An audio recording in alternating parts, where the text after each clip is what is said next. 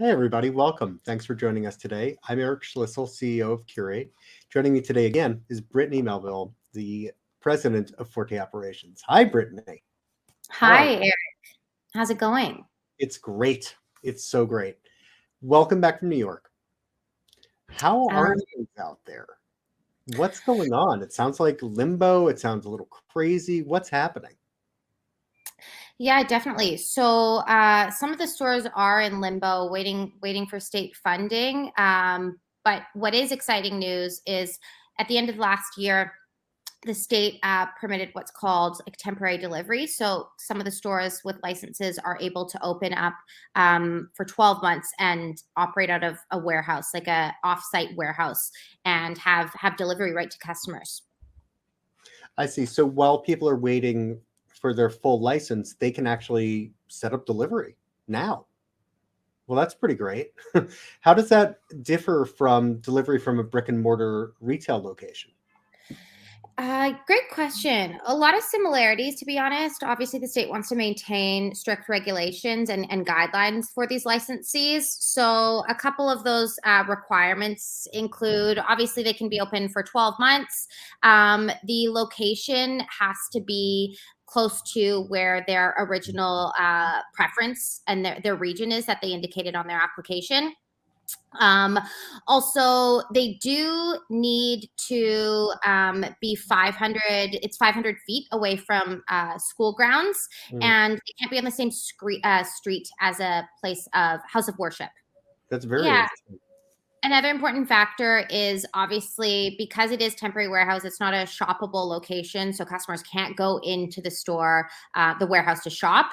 There's the stores can't have any marketing or brand identity at all on the building of the exterior. So it's not really like if a customer is walking by outside, they can't tell that it's a cannabis dispensary. Totally understood, except for the smell potentially. Totally. Yeah. Mhm. So, um, I really wonder what happens after 12 months. And sometimes some people have converted if they would be allowed to keep them open as distribution points. That'll be interesting to see if New York continues to allow that, because it would create a lot of operational efficiency if you're not going from a store or you can have multiple jurisdictions. Would be pretty cool. Um, Security around delivery is constantly a conversation we have as a security firm. What has New York said about the security of their delivery drivers? Definitely. So the drivers actually don't have to have cameras in the vehicles, Mm, whereas some states do mandate this. However, surveillance monitoring the areas of the warehouse is like 24 hours have to be operating. And all the recordings have to be retained for 60 days. But furthermore, some of the additional security requirements for the delivery drivers and the employees themselves, all orders have to be prepaid. So, in the off chance that there was a burglary, there would be no cash on the delivery driver. Cars can only contain up to $20,000 worth of cannabis. If somebody's on a bike or a scooter, you can only have up to $5,000 worth of cannabis. In addition to that, it's mandated that the stores have an operating GPS system so that you can identify where the driver is at all times. really interesting. I wonder how to ensure the cargo of one of your delivery drivers. That would be a good follow-up question for an insurance agent. I really wonder how that works. Okay, so let's say I have a license. I'm looking at opening a temporary warehouse for 12 months and so on. How would I prepare? There's quite a few different steps to it, even though that this is a temporary solution. The state is still mandating that the licensees operate similarly to they would to a fully functional brick and mortar store. So, step one, you need to make sure that you have a strong and detailed delivery SOP that outlines the roles and responsibility of literally every single person involved, from the owner operator to the dispatcher to the delivery driver themselves. Certain areas that you must make sure you have detailed procedures for include receiving, prepping, dispatching, your delivery procedure itself, any safety protocols, and ending the shift delivery process. In addition to that, your inventory process and any supporting tools that your store may require, Your employees have to have mandatory training based on the state. In addition to that, they have to have ongoing training as processes continue to evolve and change. You have to have a process to remain compliant at all times, and inventory logs, complementary SOPs, and so forth. That's just to start. Just to start, that sounds like a lot. Mhm. So these are also required for when they get their full licenses. So the work being put in now is not lost. It's going to simply carry over. Exactly. And will evolve as the business continues to evolve and adds on additional services or complementary software. Or the state changes their mind. Exactly. So Which we've seen, like for example, camera retention in states tends to be a factor that changes pretty regularly. yeah, Pennsylvania started with 4 years of on-site recording. I mean, people were setting up these massive racks. It was pretty insane. Then they came to their senses, kind of.